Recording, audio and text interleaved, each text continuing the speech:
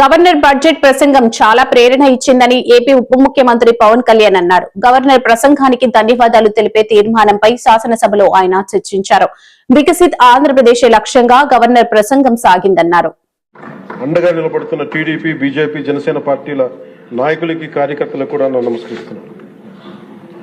నీలో సాహసం ఉంటే దేశం అంధకారంలో ఉంటుందా అని కవి శేషేంద్ర గారు రాసిన మహావాక్యానికి నిలువెత్తు ప్రతిరూపం భారతదేశ గౌరవ ప్రధానమంత్రి శ్రీ నరేంద్ర మోదీ గారు.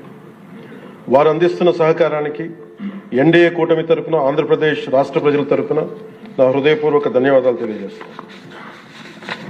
ఆంధ్రప్రదేశ్ రాష్ట్ర ప్రథమ పౌరులు, రాజ్యాంగ సంరక్షకులు, రాజ్యాధినేత justice former supreme court justice S Abdul Nazeer గారు చేసిన బడ్జెట్ ప్రసంగం చాలా ప్రేరణ ఇచ్చింది. ఆంధ్ర రాష్ట్ర భవిష్యత్తుకు బలమైన పునాదులు వేసింది. వికసిత్ భారత్లో భాగంగా వికసిత్ ఆంధ్రప్రదేశ్ లక్ష్యంగా సాగింది. గౌరవ రాజ్యపాలకులు శ్రీ అబ్దుల్ నజీర్ గారు బడ్జెట్ ప్రసంగం వింటున్నంతసేపు ఆద్యంతం భారతరత్న శ్రీ అటల్ బిహారీ వాజ్పేయి గారు మాటలే నా మనసులో మెదిలినాయి. వారు అన్న మాటలు, Bharat needs a government that cares, Bharat needs a government that will reach out to the last person the last. ఆ స్ఫూర్తితోనే గౌరవ ముఖ్యమంత్రి శ్రీ నారా చంద్రబాబు నాయుడు గారి నేతృత్వంలో నడుస్తున్న ఎన్డీఏ కూటమి ప్రభుత్వం దివ్యాంగులకి ఇచ్చే పెన్షన్లు 3,000 నుంచి 6,000కి చేశారు. మంచం నుంచి లేవలేని దివ్యాంగులకి 6,000 నుంచి 15,000 అందిస్తున్నారు. సామాజిక పెన్షన్లు 3,000 నుంచి 4,000కి పెంచారు. రాష్ట్ర వ్యాప్తంగా 63.25 లక్షల మందికి ఈ పెన్షన్ల ద్వారా 2,738 కోట్ల రూపాయలు అందజేస్తున్నారు. ప్రతి విద్యార్థికి 15,000 రూపాయల చొప్పున 67 లక్షల విద్యార్థులకు సంబంధించి 42 లక్షల తల్లుల ఖాతాల్లోకి నేరుగా 10,000 కోట్లు జమ చేశారు. మెగా డిఎస్సి ద్వారా 16,000 ఉపాధ్యాయ పోస్టులు భర్తీ చేయడం, మెగా పేరెంట్స్ టీచర్స్ మీటింగ్స్ పెట్టడం, విద్యార్థుల మధ్యాహ్న భోజన పథకానికి అపరాన్నపూర్ణ మహాతల్లి డొక్కా సీతమ్మ గారి పేరు పెట్టేందుకు గౌరవ మంత్రివర్యులు శ్రీ నారా లోకేష్ గారికి నా అభినందనలు, ధన్యవాదాలు తెలియజేస్తాను. మనకి అన్నం పెట్టే రైతాంగం కష్టాలు, కౌలు రైతుల కన్నీటి కథలు, అప్పులు, మరణాలు విన్నప్పుడల్లా ఆధునిక మహాభారతంలోని పంక్తులు జ్ఞప్తికి వస్తాయి. పొలాల కోరిక ఏమిటి? పంటలు పండించి మనిషి ఆకలి తీర్చాలనే కదా అని దున్నే రైతు అనుకుంటా ఉంటే, అందరి ఆకలి తీర్చడం కోసం దుక్కి దున్నే నా ఆకలి ఎలా తీర్చుకోవాలో నాకు తెలియడం లేదు. నా బతుకొక సున్నా కానీ నడుస్తున్నా. చెట్టుగా ఉంటే ఏడాదికి ఒక వసంతమన్నా దక్కేది, కానీ మనిషిని అన్ని వసంతాలు కోల్పోయానని రైతు బాధపడతా ఉంటే, అలాంటి అన్నం పెట్టే రైతాంగాన్ని గత ప్రభుత్వం రైతుల నుంచి కొనుగోలు చేసిన ధాన్యానికి 1,674 కోట్లు చెల్లించకపోతే గౌరవ ముఖ్యమంత్రి శ్రీ నారా చంద్రబాబు నాయుడు గారి నాయకత్వంలోని ఈ ఎన్డీఏ కూటమి ప్రభుత్వం వచ్చిన వెంటనే 1,674 కోట్ల బకాయిలు చెల్లించింది అధ్యక్ష. అది కాకుండా అది పే చేసిన తర్వాత దాని తర్వాత 10,650 కోట్లు 7.37 లక్షల రైతాంగానికి 24 గంటల్లోనే 10,650 కోట్లు వారి ఖాతాల్లో జమ చేయడం జరిగింది. ఇంకొక 53,000 మంది పైగా రైతులకి 48 గంటల్లో సుమారు 1,000 కోట్లు చెల్లించడం జరిగింది. తొలకరి వర్షం తర్వాత జలదానం చేసిన మేఘాలకి భూమిలో ఉన్న ఒక చిన్నారి గింజ మెడ బయట పెట్టి మొదటగా వచ్చిన 2 ఆకులను చేతులుగా జోడించిందంటే కృతజ్ఞతలు తెలిపిందని ఒక కవితా పంక్తుల్లో ఉంటాయి. అలా ఆ చిన్నారి మొలకలాగా ఈ ఎన్డీఏ ప్రభుత్వం అన్నం పెట్టే రైతాంగానికి కృతజ్ఞతతో అండగా నిలబడుతుంది.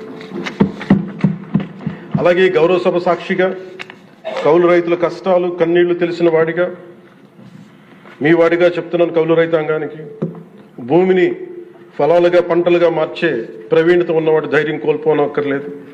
మట్టిలో ఉన్న కస్తూరి తీసే మనిషికి జీవన పరిమళాల కొరత లేదు.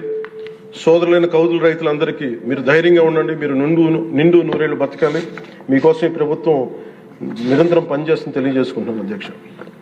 ఉమ్మడి ఆంధ్రప్రదేశ్ మాజీ ప్రభుత్వ ఉద్యోగి కొడుకుగా ప్రభుత్వ ఉద్యోగులు వారి నిరాశ నిస్పృహలు నేను అర్థం చేసుకోగలను. వారి ప్రతిభకి, అనుభవానికి, సమర్థతకి గుర్తింపు రానప్పుడు ఏమనుకుంటాను ఈ కవితా పంక్తులు తెలియజేస్తున్నా అధ్యక్ష. ఈ దేశం నా ప్రతిభకు ఒక సమాధి, ఎంత దూరం నడిచినా ఎప్పుడు దూరం అంతే. అందుకే పంచాయతీరాజ్ శాఖ బాధ్యతలు తీసుకోగానే, రూరల్ వాటర్ సప్లై బాధ్యతలు తీసుకోగానే 10,000 మందికి పైగా ఏకకాలంలో ఈ ఎన్డీఏ ప్రభుత్వం నారా చంద్రబాబు నాయుడు గారి నాయకత్వంలో ప్రమోషన్ ఇచ్చాం అధ్యక్ష. అది కూడా ఎలాంటి సిఫార్సులు లేకుండా 77 మందికి తొలిసారి జిల్లా పరిషత్ సీఈఓలుగా ప్రమోషన్లు ఇచ్చాం. సంస్కరణలో భాగంగా 77 డీడీఓ కార్యాలయాలు ప్రారంభించాం. దీనికి అండగా నిలబడ్డ గౌరవ ముఖ్యమంత్రి గారికి నా హృదయపూర్వక ధన్యవాదాలు తెలియజేస్తున్నాను. ఒక దేశాభివృద్ధికి ఆయువు పట్టు రహదారు లేని చోట అభివృద్ధి శూన్యం. అభివృద్ధికి మూలమైనది రహదారులతో పాటు విద్యుత్తు, తాగునీరు, విద్య, వైద్యం, డ్రైన్స్ అండ్ శానిటేషన్.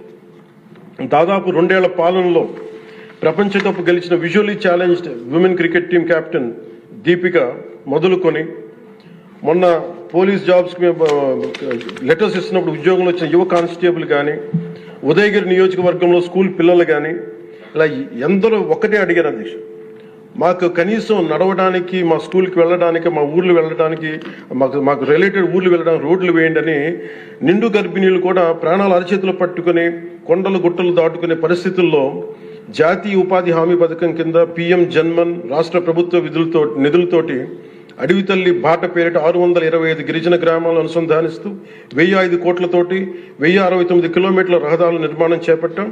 దాంట్లో దాదాపు సగం పైగా రోడ్ల నిర్మాణం పూర్తి చేశాం. కొన్ని రోడ్లు గంటల వ్యవధిలో కూడా మంజూరు చేశాం అధ్యక్ష. అలాగే మారుమూల ప్రాంత ప్రజలు, గిరిజన ప్రాంత ప్రజలు గొంతిమ కోరికలు కోరలేదు అధ్యక్ష. వారు అడుగుతుందల్లా చిన్నపాటి రోడ్ల సౌకర్యం వారు అడిగేది. ఆ రోడ్లు మంజూరు చేసినప్పుడు, పూర్తి చేసినప్పుడు ఆ ప్రజల కళ్ళలో నాకు అనిపించేది ఇవే. గుక్కెడు నిశ్శబ్దం తాగి చిరిగిన చీకట్లు కప్పుకొని పడున్న నాకు కమ్మని ఆశాముద్రమ కానుకగా తెచ్చాం. స్వాతంత్రం వచ్చి 7 దశాబ్దాలు దాటిన విద్యుత్ వెలుగులు లేని 17 కుటుంబాలు చెంది ఒక మారుమూలన గిరిజన గ్రామానికి ₹1 కోటి పైగా వెచ్చించి 17 కుటుంబాలున్న గ్రామానికి 9.6 కిలోమీటర్ల మేర 200 పైగా విద్యుత్ స్తంభాలను పాతి ట్రెడిషనల్ పవర్తో పాటు PM జన్మన్ పథకం కింద సోలార్, విండ్ ఎనర్జీతో పాటు హైబ్రిడ్ విద్యుత్ వ్యవస్థని ఏర్పాటు చేశాం అధ్యక్ష. ఆ విద్యుత్ వెలుగుల్లో, గిరిపుత్రుల్లో, గుండెల్లో నాకు ఈ భావన చాలా బలంగా తెలుసు. వెలిగిన బల్బును చూసి వారు ఒకటే అనుకున్నారు అధ్యక్ష, పొద్దు గుంకితే చీకట్లో బతికే ప్రజలు ఆ వెలుగుతున్న బల్బును చూసి ఎన్నాళ్ళకి మా అతిథిగా వచ్చాం, ఈ సుధీల కుటీరానికి ఇంత వెలుతురుని తెచ్చామని వారి గుండెల్లో ఉన్న వారికి ఆ భావన నాకు నిజంగా తెలిసింది అధ్యక్ష.